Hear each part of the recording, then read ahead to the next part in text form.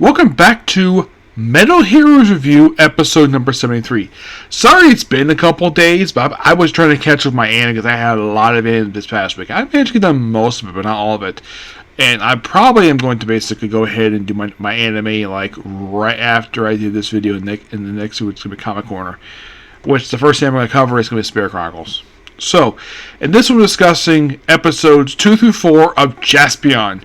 2 is a very interesting episode, which reminded me a lot of, get this, episode 2, Star Trek Next Generation, despite the fact it didn't come out for like 2 years, and also an episode for a series known as The Naked Now, with the whole frozen thing of the ship. That's kind of reminded me of.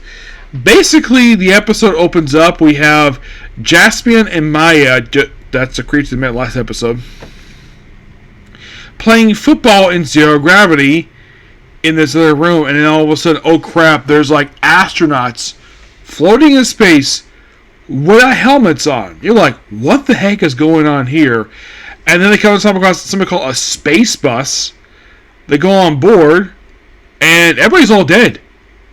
So, and there's this like weird thing in the background, and then this is kind of weird. So they get back in the ship, and they get so caught in this gravity well, and they just land on this ice planet.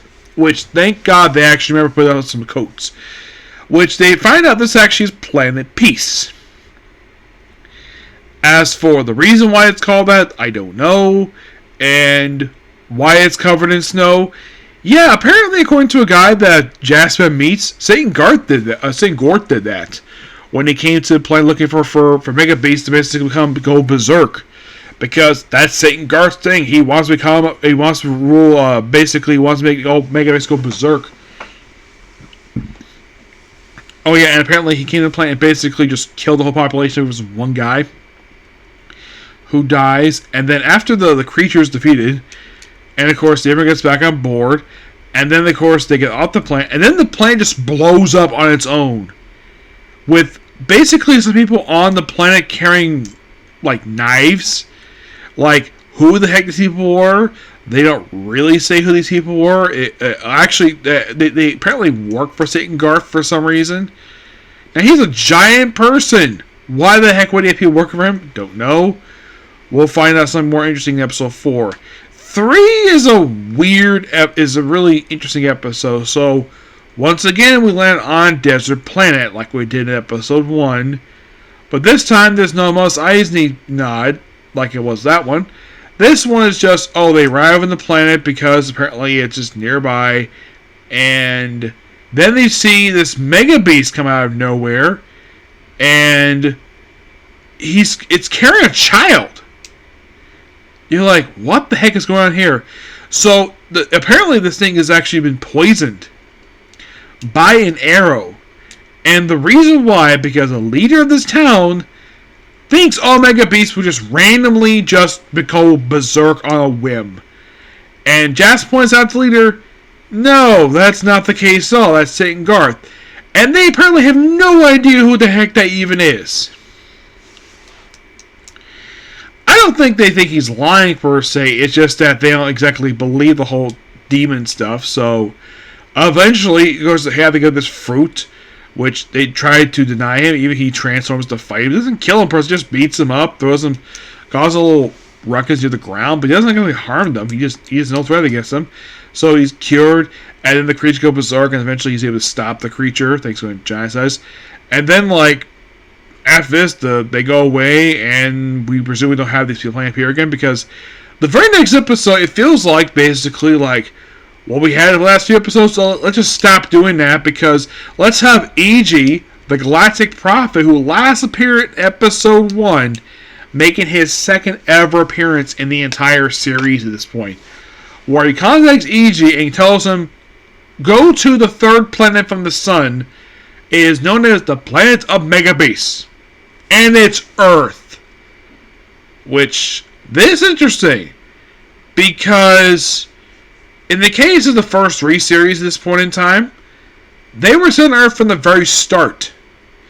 This one is the first one to have it to where we wait until episode 4 to show Earth. Spillbond, which came next, that was set on Earth. They actually showed Earth in the very first episode. In the case of next on the very first episode, Metallider was basically entirely Earth-based, no alien tech, no alien stuff. Which I think that was the first series to not have anything alien-related for the Metal Heroes franchise. It was all Earth-based stuff, which I thought was really cool. It's a shame that's actually of the Showa era. That's actually the shortest of all the Showa era series. This is like 3 episodes shorter than the last series, which was Schneider. So they arrive on Earth. By the way, Satan Garth is on Earth, and he's awakening on one of the Mega Beasts, who I see it and it looks like another reused turtle costume, which I'm sure it's probably a stand-in for Gamera. Given the fact at this point it's been 5 years since the last movie came out. Like, I'm assuming it's Gamera because it kind of looks like Gamera, except the head. The body looks a lot like Gamera. So, causing earthquakes. And apparently, like, a water shortage for some reason. I'm like, what in the world would Satan Garth even want with the water of Earth? It doesn't make any sense to me. So, and then we see something really cool. Basically, not only after Jaspion arrived, we see this guy in the suit with sunglasses, and then he goes to a bar. Yes, a bar that has entrance basically has stairs going down, and then he says to everybody, Jaspion is here, and all the Patreons, including the staff, are all aliens. And the guy transforms into the secondary antagonist of this series, Mag Gallant. This actually is his first appearance in the series. Yep. Which, I first saw this guy in the very first, it was in the movie I really, really enjoyed. First time I ever saw this guy. Well, basically the second version of this guy in Gab versus Deca Range, which was an amazing movie. I love that. I still love the movie. I still think the sequel was a disappointment. Yeah, it was a big disappointment, but it has some good elements of it. Big disappointment. So, we actually have Jaspion in this episode. Like, okay, so he have him basically looking around, and no one questioned the fact. Now, his clothes don't stand much at all, but Annie's does. Yes, because her clothes look a bit too futuristic, and it look out of touch with the 80s culture. Jaspion's fits in perfectly fine. I don't think anybody has an issue with his clothes. It's more of Annie's clothes. And also, they apparently abandoned Maya for some reason in the episode. And I guess some people of this town, I'm not sure where this is, it could be Tokyo. Apparently, they have a problem with the little alien running around. Who knows? And of course, they have their earthquake happen, and of course, they have the water shortage thing, and they just transform. Doesn't help anybody, surprisingly. He goes underground and fights the monster, and then he fights Mag Gallant first. And the Mag Gallant does not name himself to him. It just, I know he's Mag Gallant, but gotta look at who the heck this guy is. And here's something I think is kind of dumb for this series, that it's the subbing. Because, like, basically when the characters talk, they'll come in perfectly fine. Except for some reason there's spaces between the words. Spaces that shouldn't be there. Everything here is spelled correctly. And also, like, if you identify someone's name, it's like it's not there. It's like below where the screen is. It's like, maybe they forgot to put the name there, but if you watch the episode and didn't look up who the heck this guy is, you're like, who the heck is this guy in black armor? I mean, Satan Garth, yeah, they identify him right away who he is. Mag Gallant does not identify who he is right away. And of course, we have our first brawl in the series with actual grunts, which is interesting. And it feels like similar we had with the Space Sheriff series. We have grunts, we have a general. It feels like basically a Metal Hero series. Well, in the case, previous one anyways, but I know the fact that the spaceship itself is something you have to have in the series. Now, this would be the penultimate series to actually feature a spaceship, because Metallo doesn't feature a spaceship at all. It does feature a car and motorcycle. By the way, in episode, I believe was 2, featured the first appearance of his motorcycle. Yes. And this also was the first series to not have, like, oh, let's have it where we send the characters of alternate dimension. My guess is no money in the budget for it, because we have these really cool alien planets, so let's use that. And unlike in the case of Kyojuu, where a lot of people couldn't really buy the fact these places were alien planets, here I can kind of buy it because it's a desert and an iceland.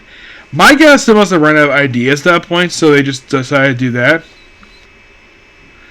But all in all, really good episodes. Yes, aside from the minor sub problem, the story is really good so far, still. And